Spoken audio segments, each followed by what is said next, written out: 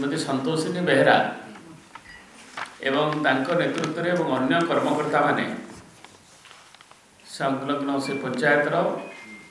प्राय शताधिक बीजेपी छाड़ी विजु जनता दल रे सामिल होती आज तांकर प्रतिनिधि आसिकी 21 जन उपस्थित अच्छा प्रिय नेता हिंजिलीवासी एवं ओडिशार श्रीयुक्त नवीन पट्टनायक को देखा करी मत कही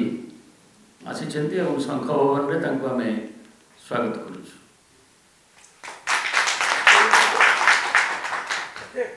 आज हिंजिली ब्लॉक रो बहु वरिष्ठ नेतृवृंद पंचायत प्रतिनिधि से समस्ते अन्य दल छाड़ी आज विजु जनता दल में सामिल होती आम स्वागत करुचु एवं विजु जनता दल को अधिक संगठित करने समस्ते संकल्पित। विशेषकर हिंजिली निर्वाचन मंडली गोटे अत्यंत महत्वपूर्ण दिन ओडिशार लोकप्रिय जननेता पूर्वतन मुख्यमंत्री विरोधी दल नेता श्रीयुक्त नवीन पट्टनायक नेतृत्व उपरे भरोसा करी आज बुरुपड़ा पंचायत सरपंच नेतृत्व में बहु वरिष्ठ नेतृत्व आज विजु जनता दल में सामिल होती। तृणमूल स्तर में आज जनसाधारण जो भली भाव में आस्था एवं विश्वास नवीनों उपरे प्रकट होती एवं जो आस्था प्रकाश करी बुरुपड़ा पंचायत समस्त नेतृमंडली आज जो भली भाव में विजु जनता दल सामिल होती आज आनुष्ठानिक भाव में आम समस्ते स्वागत करुचु एवं आज श्रीमती